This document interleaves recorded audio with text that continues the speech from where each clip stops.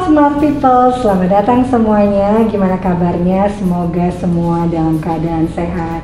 Senang sekali saya Dona Agnesia dapat kesempatan hari ini untuk menemani Smart People semuanya untuk ngobrol-ngobrol tentang topik kita hari ini, yaitu belum yakin sama vaksin, lebih bahaya vaksin atau enggak. Nah, sebagian dari kita mungkin sudah ada yang divaksin ya. Tapi kalau saya lihat-lihat di sosial media nih atau obrolan sama teman-teman nih, masih ada yang bingung atau juga punya banyak pertanyaan tentang vaksin. Mulai dari aman nggak sih kalau vaksin, atau mungkin ada juga smart people di sini yang punya kondisi bawaan yang jadinya takut kalau divaksin. Nah, selama beberapa hari terakhir ini kami juga sudah mengumpulkan banyak pertanyaan dari semua smart people melalui Instagram @SequisOfficial, juga di Instagramnya @pandemictalks. Dan ternyata ada ribuan smart people yang antusias buat tahu lebih jauh lagi tentang vaksin COVID-19. Seperti juga yang sudah kita omongin sebelumnya, nanti kita akan memilih 6 orang dengan pertanyaan terbaik dan paling menarik untuk mendapatkan hadiah Rp500.000. Jadi tunggu pengumumannya sampai di akhir acara ya. Baik, berhubung banyak banget pertanyaan yang masuk, jadi kita mohon maaf dulu sebelumnya kalau ternyata tidak bisa membaca semua pertanyaan yang untuk dijawab satu persatu. Jadi kita sudah mengumpulkan hal-hal yang paling banyak ditanyakan dan mudah-mudahan cukup mewakili pertanyaan-pertanyaan seputar efektivitas dan juga efek samping dari vaksin, serta beberapa hal yang perlu kita perhatikan baik sebelum maupun sesudah vaksin. Nah, untuk menjawab semua pertanyaan-pertanyaan ini, hari ini saya sudah akan kedatangan 2 orang narasumber, yaitu yang pertama Dr. Dirga Saktirambe, vaksinolog dan dokter spesialis penyakit dalam, yang belakangan ini sibuk sekali mondar-mandir berbagai acara untuk berbagi edukasi soal COVID-19. Selain itu juga ada sahabat saya, Ninis Melody, Health Product Manager dari Sequis, yang akan memberikan informasi kepada kita tentang program terbaru dari Sequis untuk menjawab kekhawatiran kita terkait efek samping dari vaksin COVID-19. Sebelum saya memanggil 2 narasumber kita hari ini, saya mau sampaikan dulu nih bahwa acara hari ini sudah dilakukan dengan memperhatikan protokol kesehatan dan semua pihak yang terlibat dan hadir, baik narasumber maupun kru, semuanya sudah melakukan tes COVID-19 dengan hasil negatif. Baiklah, sepertinya sudah tidak sabar ya untuk bertanya langsung dengan narasumber saya. Jadi langsung saja kita akan panggil narasumber yang pertama, yaitu Dr. Dirga Saktirambe, MSc, spesialis penyakit dalam. Halo. Sehat? Alhamdulillah sehat. Puasa lancar? Puasa lancar. Alhamdulillah pastinya ya. Nah, buat smart people kita kenalan dulu nih sama Dr. Dirga ya. Jadi Dr. Dirga ini adalah seorang vaksinolog dan dokter spesialis penyakit dalam yang sangat aktif memberikan edukasi kepada masyarakat terkait COVID-19, baik melalui online event maupun melalui Twitter dan juga Instagramnya. Ini kenapa saya excited banget nih untuk nanya-nanya langsung dengan Dr. Dirga soal vaksin COVID-19 yang belakangan sangat ramai ya pastinya ya dok ya. Mudah-mudahan pertanyaan dan kebingungan dari smart people semua bisa terjawab hari ini ya. Dan yang pasti bukan cuma Dr. Dirga, tapi juga saat ini sudah hadir bersama kita Ninis Melody dari Sequis. Yeay! Hai Ninis. Halo. Yang pasti kita akan kasih informasi nanti tentang apa program terbaru dari Sequis ya. Iya. Ini sehat kan? Sehat. Sehat pastinya. Nah, dan pasti seru banget, pasti penasaran juga kan, pengen tahu seperti apa programnya. Nanti Ninis akan kasih tahu sama kita setelah kita ngobrol-ngobrol bersama Dr. Dirga.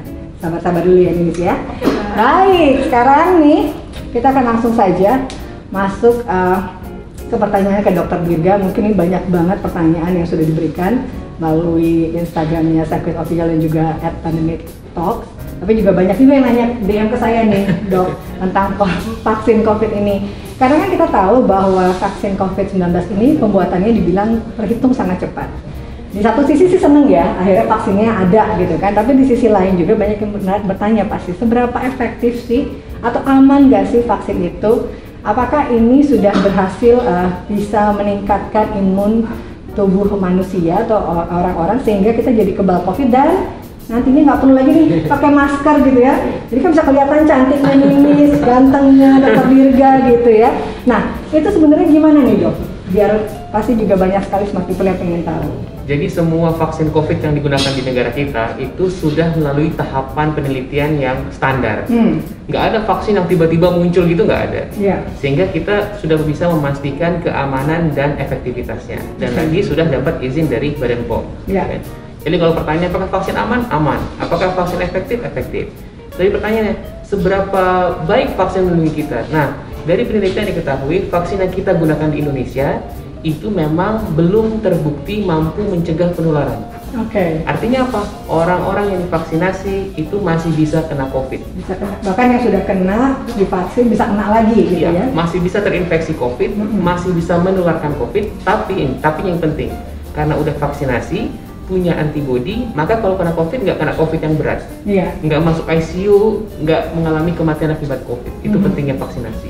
Jadi sudah paling nggak yang pasti memang vaksin ini tidak, kalau orang Sunda bilang ujuk-ujuk ada, gitu, tiba-tiba datang dengan tanpa ada uji coba terlebih dahulu, tapi memang ini sudah melalui uji klinis pastinya dan aman untuk diberikan kepada masyarakat Indonesia gitu ya. Dan tapi memang masih diuji bagaimana efektivitasannya untuk bisa membuat antibodi kita supaya tadi tidak terkena COVID lagi, gitu ya. Itu mencegah penularannya. Nah, itu yang masih kita menantikan karena kan pasti takes time. Karena sekarang sudah fase berapa sih? Sekarang kita masih di tahap 1 tapi sudah di fase 2. Jadi sekarang untuk lansia dan petugas pelayanan publik.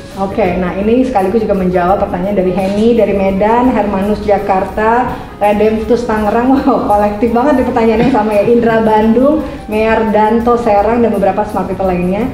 Kenapa nih? Ada yang setelah vaksin pun tadi masih bisa positif COVID. Itu juga tadi penjelasannya ya. Kalau Mutia Jakarta bilang, yang saya lihat banyak orang yang jadi merasa nggak akan kena COVID, yang bisa kena cuma yang belum vaksin. Nah, berarti setelah dengar penjelasan dokter Dirga tadi, pandangan ini bisa dibilang kurang tepat ya? Betul. Makanya saya selalu menekankan bahwa vaksinasi harus bersama dengan 3M. Jadi bukan berarti kalau wah gue udah divaksinasi nih, nggak kebal, nggak bakal kena COVID, itu salah ya. Nah, jadi kita tahu bahwa semua upaya pencegahan itu nggak ada yang efektif 100%. Jadi kita vaksinasi iya dan 3M juga iya. Jadi protokol kesehatannya tetap harus dijagain ya, smart people ya gitu. Terus dok, ada beberapa pertanyaan juga serupa nih. Kenapa sih kita harus vaksin? Bukannya kalau vaksin itu berarti memasukkan virus ke dalam tubuh kita? Jadi vaksinasi itu melatih sistem kekebalan tubuh kita untuk pada akhirnya menghasilkan antibodi atau kekebalan. Dalam hal vaksin COVID, ini penting banget nih. Yang disuntikan adalah virus yang mati. Jadi bukan dilemahkan tapi mati. Kalau mati nggak bisa hidup lagi. Apa konsekuensinya? Tidak mungkin vaksin itu menyebabkan orang jadi sakit COVID. Nggak mungkin, virusnya virus mati. Dua, tidak mungkin vaksin COVID menyebabkan PCR jadi positif. Nggak mungkin.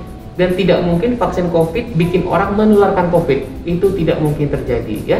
Dan setelah vaksinasi diharapkan antibodi kita itu reaktif, artinya kekebalan telah terbentuk. Dan memang kan katanya vaksin itu tadi kan dokter sudah menjelaskan, dan kalau kita misalnya yang sudah terkena kayak saya ini kan alumni, tadi ketemu dokter atau dokter bilang kamu alumni ya, itu alumni COVID-19. Tapi kan berarti kan sebenarnya mungkin di kayak Dona sudah sempat cek gitu ya, sudah ada antibodinya. Tapi kan memang kadang orang ada yang tinggi, ada yang rendah. Kalau saya kemarin 80, berarti sebenarnya boleh ya, boleh vaksin ya? Boleh. Yang kalau untuk penyintas COVID, jadi 3 bulan setelah dinyatakan sembuh boleh vaksinasi berapapun kadar antibodinya pada saat itu. Jadi ini menjawab juga banyak juga pertanyaan yang ke saya tuh melalui DM kemarin. Kalau udah pernah kena, udah pernah positif gitu, boleh nggak? Boleh, tapi tunggu 3 bulan setelah negatif ya, setelah sembuh ya. Lalu soal beragam jenis atau merek vaksin yang beredar di pasaran, apakah sudah ada studi yang membuktikan bahwa salah satu merek lebih efektif dari yang lainnya? Ada yang bisa kayak mertua saya aja gitu. Saya nggak mau divaksin dengan yang ini, maunya merek ini gitu. Ini pemahaman yang tidak tepat sebetulnya, karena sekali lagi belum ada. Kalau kita mau bilang vaksin A lebih efektif daripada vaksin B, kita mesti head to head study, kita adu tuh. Itu belum ada penelitian sampai sekarang. Jadi udahlah, nggak usah nungguin B, gunakan vaksin yang duluan tersedia. Karena pada masa pandemi ini kita semua ingin sesegera mungkin terlindungi. Betul, setuju banget. Jadi nggak usah milih-milih gitu ya. Sebenarnya apa yang tersedia, apa yang sudah disiapkan oleh pemerintah itu pasti juga ya diusahakan yang terbaik untuk seluruh masyarakat Indonesia. Nah, menyambung soal itu nih dok, kalau tergantung kesediaan ini pasti juga ada beberapa yang nanya. Kalau di vaksin yang kedua pakai merek berbeda, itu berisiko nggak? Jawabannya memang tidak boleh ya, karena satu, belum ada penelitiannya nih. Lagi-lagi tuh kalau kedokteran tuh harus ada penelitian ya. Jadi vaksin satu merek, sekarang kan ada 2 merek ya, Sinovac sama AstraZeneca. Jadi kalau merek satu Sinovac, keduanya harus Sinovac juga. Kalau ganti merek takutnya pembentukan antibodinya terpengaruh. Berbeda ya. Gitu dan itu jelas memang di peraturan Kementerian Kesehatan menggunakan vaksin merek yang sama. Jadi memang tidak bisa memilih, tapi paling enggak kalau yang jenis yang pertama, begitu vaksin yang kedua kita harus menggunakan merek yang sama dengan vaksin kita yang pertama gitu ya. Nah, benar nggak sih Dok kalau setelah divaksin itu justru kita harus lebih waspada lagi karena lebih rentan katanya? Sebenarnya enggak ya, resikonya sama, tapi tadi kan orang yang sudah vaksinasi itu punya antibodi. Jadi kalau sampai pun dia terpapar, tidak akan kena sakit COVID yang berat gitu. Tapi yang bermasalah tadi, jangan sampai ada pemahaman, wah saya udah vaksinasi, terus saya bisa ngapain aja, bisa ngumpul-ngumpul, bisa buka masker, itu yang bikin dia lebih rentan tuh justru karena perilakunya yang berisiko gitu. Karena menganggap dirinya udah vaksinasi. Jadi namanya pandemi gitu kan, sebenarnya vaksin ini fungsinya adalah itu, satu untuk pencegahan, yang kedua tentu saja kalaupun kita sampai kena, diharapkan gejalanya tidak akan mengalami gejala yang berat atau bahkan sampai menimbulkan resiko kematian gitu ya Dok ya. Dan kalaupun misalnya ada kesempatan untuk vaksin, ayo, itu adalah kesempatan yang luar biasa, gunakan kesempatan itu sebaik mungkin. Yang penting adalah mengikuti semua syarat term and condition-nya, dan kalaupun dengan kondisi vaksin yang pertama dan kedua digunakan sebaiknya memang yang dengan merek yang sama gitu. Kalau begitu setelah divaksin butuh waktu berapa lama nih dari vaksin kedua sampai imun antibodinya terbentuk? Ya, kita tahu bahwa seseorang menyatakan lengkap tervaksinasi kalau udah 2 kali suntik. Nah, kekebalan itu tidak instan, jadi bukan pagi suntik sore kebal, enggak. Jadi kekebalan itu muncul kira-kira paling cepat 2 pekan setelah vaksinasi yang kedua. Itu paling cepat ya, jadi sekitar 2 sampai 4 pekan. Jadi mesti hati-hati gitu. Tetap itu yang waspadanya di situ ya. Memang kan kadang gejalanya kan macam-macam tuh ya, orang ada yang ngalamin lemes, ada yang katanya ngantuk, ada teman saya justru setelah vaksin enak, tidurnya jadi enak katanya. Banyak juga nih Dok yang nanya setelah vaksin berapa lama vaksin ini bertahan di tubuh, lalu apakah perlu vaksin ulang setelah periode tertentu? Ini pertanyaan dari Ferry di Medan, Vivi di Palembang, Helda di Bekasi, Resya di Jakarta, Vina di Bali, Bambang di Bandung, dan masih banyak lagi smart people lainnya. Untuk seluruh jenis vaksin sebenarnya kita belum tahu betul nih Mbak Doi dan Smart People berapa lama durasi proteksinya. Kenapa? Ini kan vaksin baru, kita masih ikutin terus. Tapi kira-kira untuk sampai 6 bulan antibodinya masih tinggi. Nah, diperkirakan vaksin COVID ini melindungi selama 1-2 tahun. Harapannya pada saat itu pandemi udah segera terkendali. Karena kalau enggak kita mesti ngulang-ngulang terus nanti vaksinnya gitu. Iya, betul sekali. Masih berhubungan soal efektivitas dari vaksin nih Dokter Dirga. Ini pertanyaan berikutnya dari Teguh di Malang, Aryansyah di Jakarta, Tony di Jakarta, Hendra di Medan, dan Oki di Sidoarjo. Apakah vaksin yang beredar sekarang efektif untuk mutasi virus corona tipe baru? Nah, ini satu hal yang, vaksinnya baru datang, tiba-tiba virusnya udah bermutasi berkali-kali gitu kan? Nah, itu gimana tuh? Jadi mutasi varian-varian baru memang mesti bikin kita waspada banget ya, karena terjadi bisa lonjakan kasus. Secara umum memang ada laporan bahwa efektivitas vaksin itu menurun atau berkurang pada varian-varian virus yang baru tadi ya. Jadi kita mesti cegah, jangan sampai varian ini munculnya makin banyak. Dengan cara gimana? Dengan cara menekan penularan dari orang ke orang. Ya gitu. Jadi jangan sampai lah ada mutasi-mutasi yang aneh-aneh, varian baru itu jangan sampai. Betul, dan kadang kan memang mutasi virus ini datangnya biasanya dari luar negeri ya. Kita dengar ceritanya misalnya dari Inggris ada varian mutasi virus baru. Makanya mungkin kita jaga-jaga dulu, makanya nggak boleh pergi ke luar negeri, atau juga agak dibatasi orang-orang yang berasal dari luar negeri, di karantina dulu gitu ya Dok ya, supaya juga penyebaran virusnya tidak terjadi gitu di Indonesia dengan mutasi-mutasi virus yang baru. Dan tentu saja diharapkan kita juga selalu waspada untuk tetap menggunakan masker, tetap mematuhi protokol kesehatan 3M bahkan 5M gitu kan, supaya kita tidak menularkan, kalau itu terjadi sama kita, tidak menularkan kepada orang lain. Nah, setelah ini kita akan kupas lebih jauh lagi soal efek yang mungkin timbul setelah kita melakukan vaksinasi. Ini ada pertanyaan dari Susanto di Jakarta. Ada nggak sih Dok indikator atau gejala yang menunjukkan apakah tubuh kita merespon atau menolak vaksin yang masuk? Jadi kalau kita bicara tentang vaksin Smart People, kita ngomongin 2. Satu, manfaat vaksinasi, yaitu membuat kita tadi kebal, terlindungi, ada antibodi. Yang kedua memang ada efek samping. Jadi semua produk medis seperti itu, obat ya, vaksin itu ada dua-duanya. Nah, dalam hal ini efek samping vaksin disebut sebagai KIPI, kejadian ikutan pasca imunisasi. Tadi pertanyaannya, bisa nggak sih tubuh kita merespon atau menolak? Ini konsep begini tidak ada sebetulnya. Jadi saat vaksin disuntikan kepada tubuh kita, yang pertama tubuh akan mengenali, oh ini ada komponen virus yang masuk. Dua, tubuh akan melawan, membentuk antibodi. Yang ketiga, tubuh akan mengingat. Jadi membentuk sel memori. Jadi orang-orang yang udah divaksinasi, begitu dia nanti terpapar oleh virus COVID yang beneran, antibodinya langsung diproduksi. Jadi nggak ada istilah menolak, itu nggak ada. Nggak ada. Jadi dia menerima dulu, terus melawan. Pertama mengenal, melawan, dan mengingat. Mengingat. Iya. Oh, jadi tubuh kita tuh punya 3M juga. Mengingat. Apa tadi Profesor Edo? Mengenal, melawan, mengingat terhadap mungkin benda asing atau tadi virus yang dimasukkan ke dalam tubuh kita gitu ya. Nah, ini juga ada beberapa smart people yang share terkait beberapa efek samping yang mereka alami atau mereka lihat dari mungkin orang-orang yang sudah melakukan vaksin gitu ya. Kayak tadi teman saya cerita dia jadi ngantuk, tidurnya jadi enak gitu, tapi mungkin ada yang jadinya lemas atau apa gitu. Ini ada kasus Dewi di Surabaya setelah divaksin mengalami demam, menggigil, pusing, dan tulang sakit semua. Kalau Tulus di Jakarta ngantuk dan sering lapar. Waduh, kayak bahaya tuh kalau gitu. Jadi makin nanti jadi makan terus. Oke, terus ada juga Yeni di Tangerang, katanya tetangganya setelah vaksin justru diare gitu ya, terus jatuh dari tempat tidur sampai stroke. Nah, ini semua apakah termasuk efek samping yang memang umum atau wajar terjadi kalau sudah divaksin gitu? Tadi saya sebut bahwa ada yang namanya reaksi pasca vaksinasi tadi ya, karena ada proses perkenalan antara tubuh sama. Nah, itu setiap orang beda-beda ya? Betul. Nah, tapi dari penelitian diketahui bahwa KIPI ini itu mayoritas bersifat reaksi lokal. Jadi kemerahan, nyeri di bekas suntikan. Sebagian akan demam, kayak anak-anak kita waktu divaksinasi kan, ada yang lemes, lapar, ngantuk, baper, terserah dia segala macam ya. Semua dilaporkan. Nah, tapi kita harus meyakini bahwa data menunjukkan manfaat vaksinasi itu jauh lebih besar daripada kemungkinan timbulnya efek samping itu. Yang memang setiap orang berbeda-beda, betul. Iya, betul. Jadi memang kadang memang setiap orang berbeda-beda efeknya, tapi justru kita berpikir tentang manfaat dari vaksin itu gitu, yang justru lebih besar manfaatnya bagi setiap orang pastinya ya.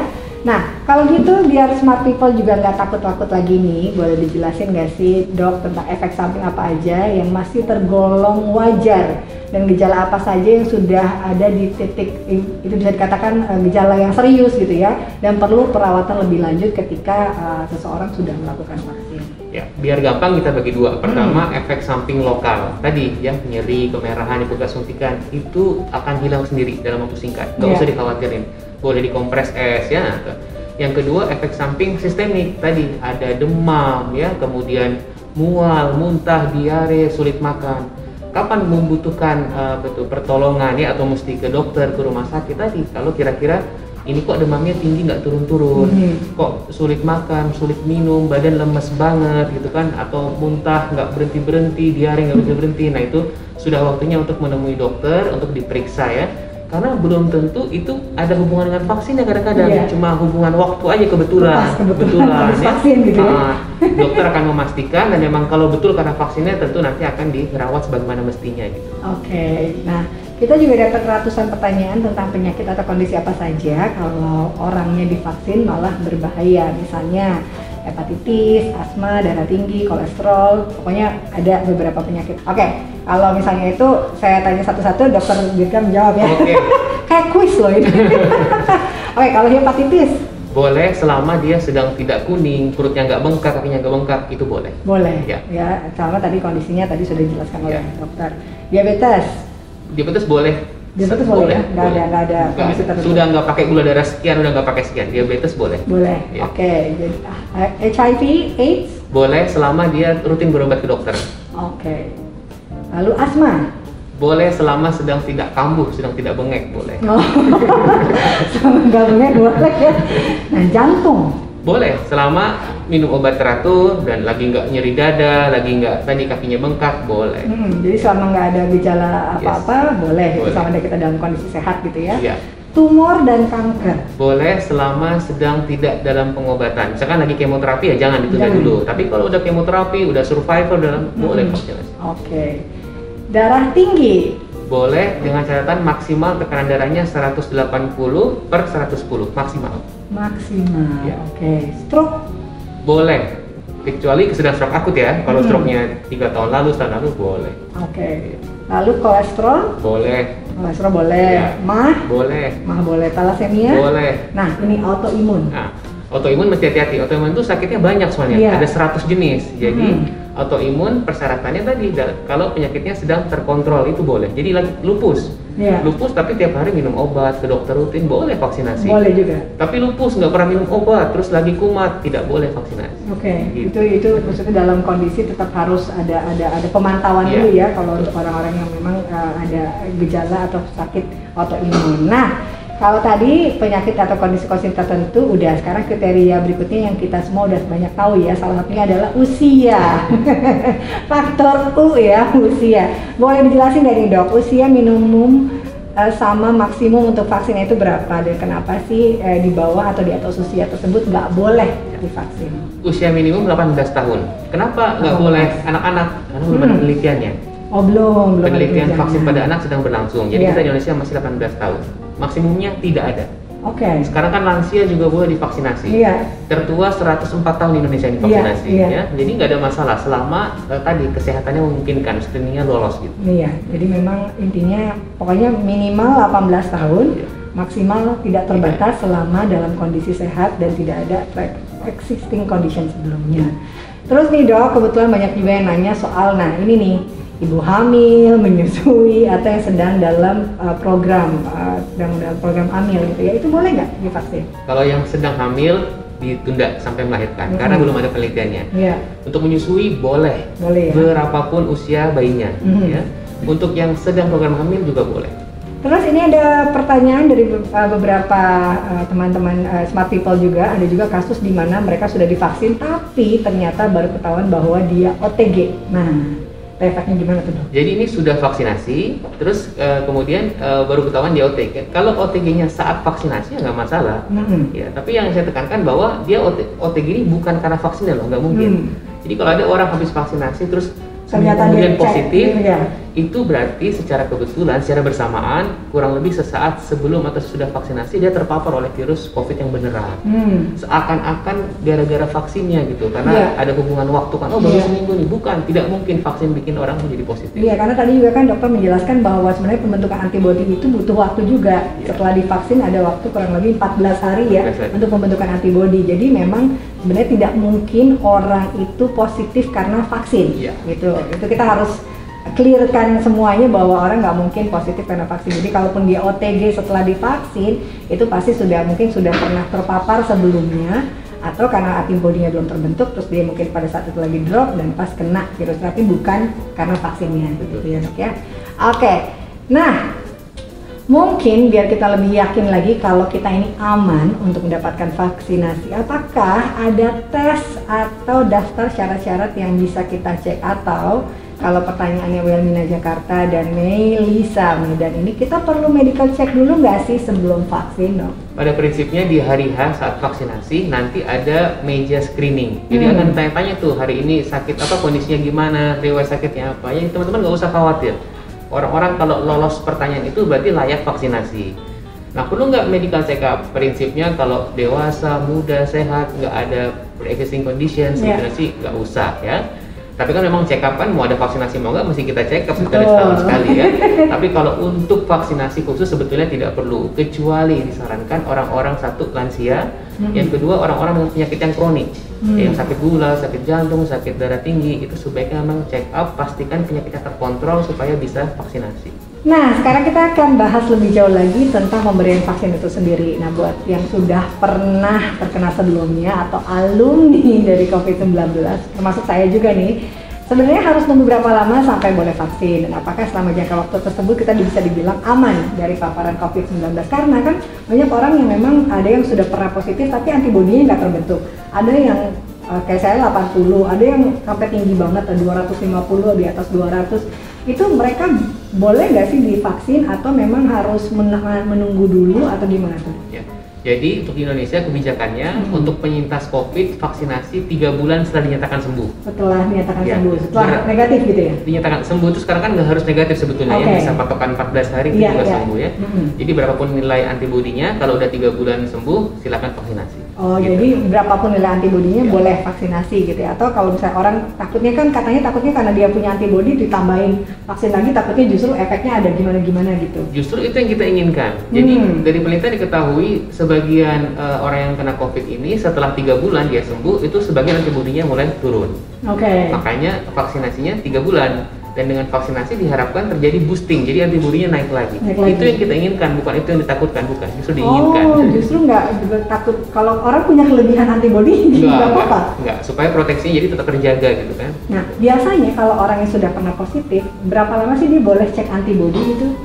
Yang sudah positif, ya tidak ada patokan waktu, tapi memang hampir semuanya yang pernah kena COVID itu sih mayoritas pasti punya antibodi.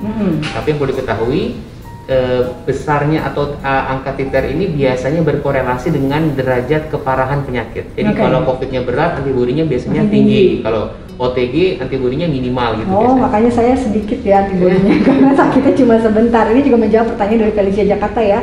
Kalau angka titer antibodinya sudah tinggi, misalnya di atas 250, apakah masih perlu vaksin atau malah jadi kelebihan antibodi dan boleh? Pokoknya intinya setelah sembuh 3 bulan setelah itu, walaupun titernya di atas 250 tetap boleh untuk vaksin gitu ya. Nah, buat yang masih bingung juga nih dok, kalau misalnya sebelum atau setelah vaksin ada pantangan makan atau aktivitas nggak sih? Misalnya nggak boleh olahraga atau nggak boleh ngapain gitu?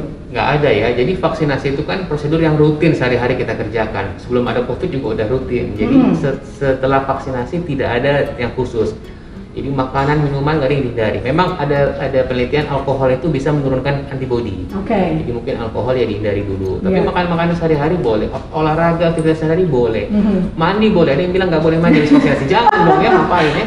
Ada lagi yang aneh, habis vaksinasi isolasi mandiri. Ngapain? Kan saya bilang tadi vaksinnya virusnya virus yang mati. Jadi jangan isolasi mandiri, tidak perlu. Bisa beraktivitas seperti sehari-hari. Nah itu ya gunanya ada Dokter Dirga hari ini, kita jadi banyak sekali dapat edukasi dan informasi yang benar gitu ya. Jadi jangan ngikutin rumors-rumors yang mungkin di masyarakat, pasti banyak sekali informasi yang ternyata tidak kurang tepat gitu ya. Nah ini berhubungan juga nih, masih di bulan puasa, banyak juga yang nanya nih ya dok ya, kalau divaksin saat sedang berpuasa boleh nggak sih? Lalu pertanyaannya yang nggak kalah penting, apakah vaksin-vaksin yang beredar semua sudah dinyatakan halal? Yang jelas vaksinasi tidak membatalkan puasa, jadi boleh. Dan yang kedua untuk halal, untuk yang vaksin Sinovac sudah mendapatkan fatwa halal, untuk AstraZeneca mendapatkan hukum mubah atau boleh. Boleh ya, oke. Jadi semua vaksin yang sudah ada yang beredar di Indonesia saat ini semuanya sudah dinyatakan halal. Untuk yang Sinovac, yang satu lagi mubah untuk boleh untuk AstraZeneca. Boleh, karena memang kondisinya sekarang ini pandemi, semua orang memang butuh untuk divaksin gitu ya. Lalu kalau mau vaksin, apakah kita harus dalam keadaan fit? Kalau misalnya nih lagi nggak enak badan atau pas lagi flu, mungkin yang perempuan misalnya sedang haid, itu boleh nggak kalau misalnya divaksin? Kalau sedang haid nggak ada masalah ya, itu bukan halangan. Kalau sedang tidak fit sebetulnya jangan, misalkan tadi malam kurang tidur nih 4 jam gitu terus jadi nggak boleh vaksinasi, jangan, sayang banget ya. Intinya teman-teman fit secara umum aja gitu, nggak yang gimana-gimana. Dan jangan lupa nanti kan dari ada persyaratan screening. Selama seseorang itu lolos screening tadi, seperti yang pertanyaan tadi, maka dia layak divaksinasi. Jadi nggak yang harus gimana gitu ya, nggak. Harus puasa dulu dong pasti. Nggak ya, jadi memang intinya adalah kalau kita ngerasa badan kita fit, kalaupun mungkin tadi misalnya kurang istirahat atau apapun gitu, itu kan nanti kan pada saat hari H di vaksinnya tetap ada screeningnya, tetap ada semacam kayak medical syarat standar kesehatan yang harus dipenuhi gitu pada saat sebelum vaksin. Jadi nggak usah khawatir gitu ya, mudah-mudahan kita semua selalu dalam kondisi sehat dan bisa menerima vaksin dan mendapatkan vaksin sehingga semuanya bisa dalam kondisi sehat. Belakangan ini banyak juga yang beredar informasi soal tes antibodi. Nah tadi juga sempat bahas, sebenarnya perlu nggak sih melakukan tes antibodi setelah divaksin? Harus nggak? Tidak harus. Kenapa? Karena kita mengetahui mayoritas orang yang divaksinasi akan punya antibodi. Boleh nggak ngecek? Boleh. Nah, ngeceknya timingnya penting nih. Sebaiknya itu dia tuh, timing. 1 bulan setelah vaksinasi yang kedua paling cepat. Jangan 1 hari itu belum terbentuk. Itu kepo banget. 1 bulan. Nah terus udah, kalau nanti angkanya muncul, antibodi kan terdeteksi atau reaktif. Udah berapapun angkanya, jangan sekarang banding-bandingin. Gue 60, lu berapa? 100, 60. Nggak usah. Pokoknya Karena sampai sekarang kita belum menyepakati berapa titer yang dianggap baik itu berapa. Yang penting udah terdeteksi sudah cukup. Gitu. Oke, jadi ya, kadang orang suka pengen penasaran gitu kan, pengen kepo gitu ya. Jadi langsung baru vaksin langsung tes antibody gitu. Padahal antibody itu terbentuk pasti butuh waktu. Kayak tadi juga sudah dijelaskan oleh Dr. Dirga. Nah, ini juga banyak yang nanya nih dok, buat yang tidak divaksin misalnya kayak anak-anak kan di bawah umur atau yang punya kondisi bawaan, apakah ada langkah lain untuk meningkatkan imun dan mengurangi resiko terkena COVID? Protokol kesehatan saja apakah cukup? Apalagi ditambah anak-anak kan rencananya akan mulai sekolah nih katanya bulan Juli nanti akan sekolah tatap muka. Anak saya juga.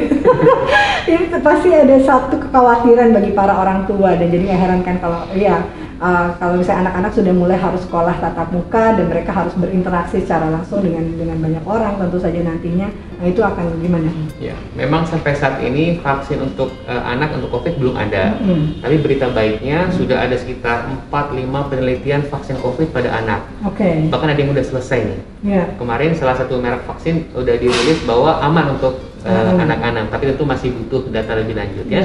Ya sembari itu ya kita memaksimalkan metode pencegahan yang ada gitu. Nah, berarti dok untuk menyimpulkan diskusi kita hari ini nih, jadi sebenarnya lebih aman kalau divaksin atau enggak, dan yang penting apakah efek samping itu bisa dicegah?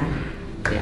Jadi pakai masker itu penting, jaga jarak itu penting, cuci tangan itu penting, tapi hanya vaksin yang membuat kita kebal, hanya vaksin yang bisa membuat kita punya antibodi, itu pentingnya vaksinasi. Ya, jadi tentu sangat penting untuk vaksinasi. Yang kedua, apakah efek samping bisa dicegah? Jawabannya tidak. Ya, jadi efek samping itu setiap orang beda-beda, setiap orang itu unik sekali. Ya, jadi tapi kita tahu bahwa tadi reaksi pasca vaksinasi adalah sesuatu yang wajar. Dan manfaat vaksinasi jauh lebih besar atau lebih penting daripada kemungkinan timbulnya efek samping tadi. Nah, jadi sekali lagi tetap walau bagaimanapun kita tetap harus selalu menjaga protokol kesehatannya. Tapi kalau ditanya apakah penting vaksinasi, sangat penting. Karena vaksinasilah yang bisa mencegah kita untuk bisa terhindar dari virus COVID-19 ini.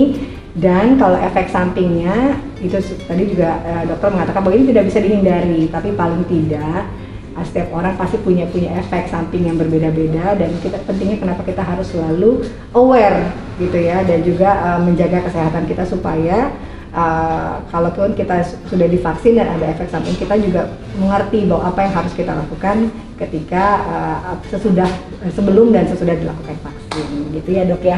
Baik, terima kasih banyak Dr. Dirga. Hari ini banyak sekali pencerahan yang kita dapatkan dari Dr. Dirga, makin banyak informasi, makin mengerti lagi. Jadi buat teman-teman semua udah nggak perlu takut lagi kalau misalnya dapat kesempatan untuk vaksin. Yuk kita sama-sama semuanya melakukan vaksin supaya kita semua bisa menghadapi pandemi yang kita tidak pernah tahu sampai kapan ini selesainya, gitu ya. Thank you Dr. Dirga ya. Setelah ini kita akan ngobrol-ngobrol nih sama Ninis, dan selain soal vaksin pastinya gak kalah banyak juga yang nanya soal peran Sequis sebagai perusahaan asuransi untuk membantu penanganan pandemi COVID-19 di Indonesia. Nah sekarang kita akan ngobrol-ngobrol sama Ninis. Nis, tadi seru banget ya kalau ngobrolan sama Dr. Dirga. Ini saya sampai terpesona dengan apa yang dipaparkan oleh Dr. Dirga pastinya. Sejauh mana nih sekarang ini peran Sequis sendiri dalam menangani COVID-19? Karena aku tahu banget bahwa Sequis selalu berinovasi, termasuk juga dalam masa pandemi ini. Dari awal begitu luar biasa memberikan para nasabahnya untuk bisa selalu merasa aman dan nyaman dengan produk-produk yang ada di Sequis, termasuk juga kalau kemarin ada sudah cover COVID tanpa masa tunggu, lalu isolasi mandiri. Nah sekarang dalam mengenai masalah vaksin ini pun juga katanya ada juga program terbaru dari Sequis. Mungkin Ninis bisa jelaskan. Kalau di Sequis sendiri sih kita banyak banget melakukan kegiatan untuk mendukung COVID ini supaya cepat selesai lah ya Mbak Dina dari tahun lalu. Dari tahun lalu itu kita sebenarnya merupakan salah satu asuransi yang pertama kali mengumumkan bahwa kita nih cover loh COVID. Kita cover isolasi mandiri, itu kita pelopornya. Dan sampai saat ini kita udah mengcover, kita sudah membayarkan klaim atas COVID sendiri udah lebih dari 110 miliar. Jadi udah besar sekali jumlahnya. Lalu tahun lalu itu juga kita melakukan dua program CSR yang lumayan besar. Yang pertama itu kita memberikan tes rapid test untuk lebih dari 6.000 orang. Itu kita kerjasama dengan Primaya Hospital, dengan Mitra Keluarga dan juga Rumah Sakit Hermina di 27 rumah sakit yang ada di Jabodetabek. Lalu yang kedua kita juga ada CSR, kita berikan program khusus untuk COVID, untuk pahlawan COVID nih, jadi tenaga-tenaga medis. Dan kita juga bagi-bagi masker KN95 untuk rekan-rekan tenaga kesehatan juga. Luar biasa ya, banyak banget yang sudah dilakukan oleh Seqis di masa pandemi ini, dan tadi bahkan juga dikatakan bahwa klaim COVID di Seqis Life sendiri mencapai ratusan miliar, lebih dari 110 miliar. Dan ini ada pertanyaan nih ya dari Rusli di Medan dan Daniel di Semarang. Apakah semua produk Seqis mengcover klaim biaya perawatan untuk COVID? Iya dong, semua produk kesehatan Seqis kita mengcover biaya atas perawatan COVID. Iya. Dan ini juga ada pertanyaan dari Susan di Jakarta, kalau terkena di negara lain, apakah bisa di-cover juga? Tentunya bisa kita cover kalau kena di negara lain, dan juga seperti yang Smart People juga mungkin udah pada tahu, produk-produk kesehatan Seqis ini kan juga coveragenya kebanyakan seluruh dunia ya Mbak Dona, jadinya kita bisa cover. Iya. Dan ini juga ada pertanyaan dari Jusak di Jakarta. Saya sebelumnya sudah tahu kalau Seqis mengcover biaya pengobatan saat COVID. Nah, pertanyaannya, kalau setelah sembuh lalu meninggal akibat pernah terinfeksi COVID, itu di-cover enggak? Lalu untuk check up setelah COVID, apakah biayanya ditanggung? Oke. Kalau meninggal dunia karena COVID, pastinya kita akan cover. Lalu untuk medical check up, apabila Smart People atau tertanggung ini pernah dirawat inap karena COVID, setelah keluar dari rumah sakit, kita akan cover biaya medical check up-nya, atau biasa kita kenal dengan biaya perawatan setelah rawat inap.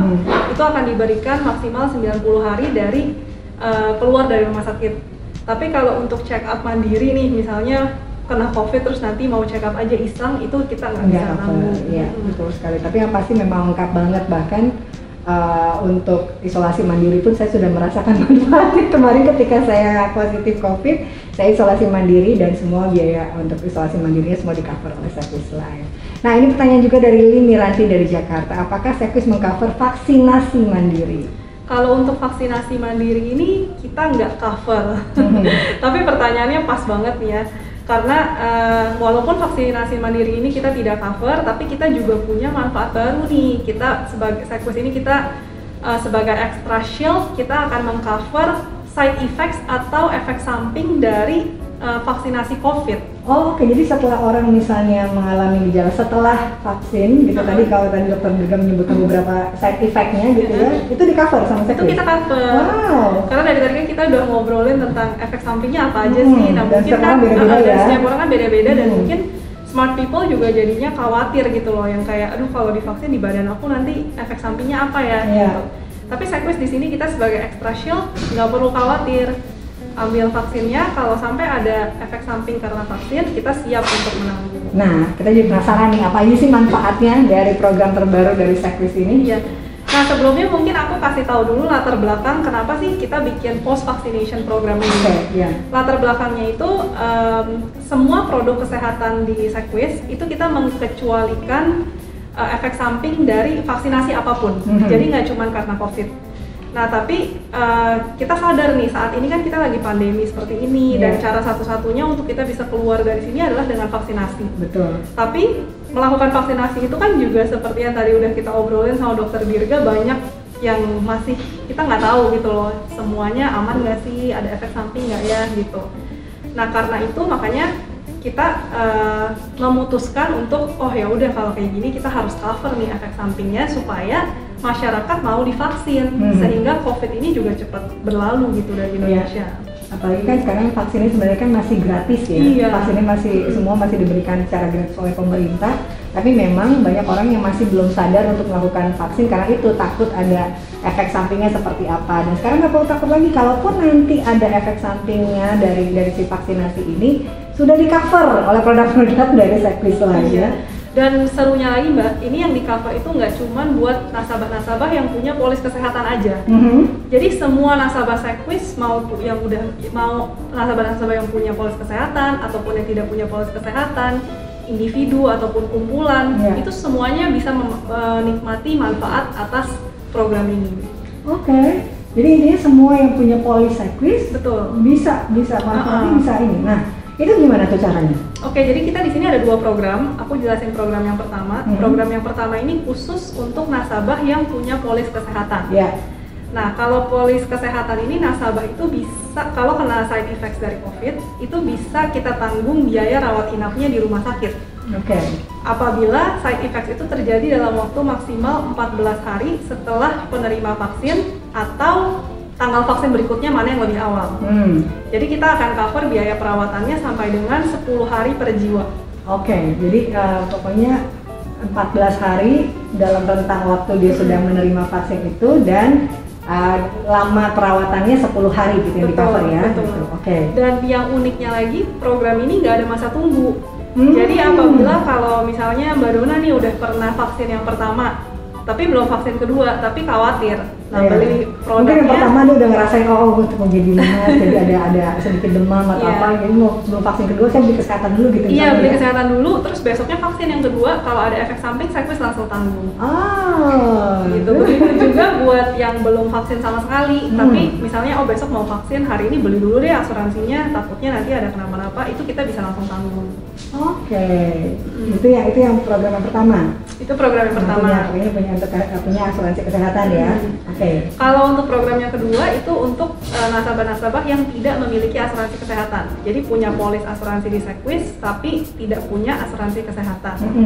Nah, di sini kita akan berikan hospital cash plan atau santunan tunai rawat inap. Oke. Santunan tunai rawat inap ini akan kita berikan apabila tertanggung ini dirawat di rumah sakit sama seperti tadi dalam waktu 14 hari setelah dia vaksinasi atau tanggal vaksin berikutnya mana yang lebih cepat.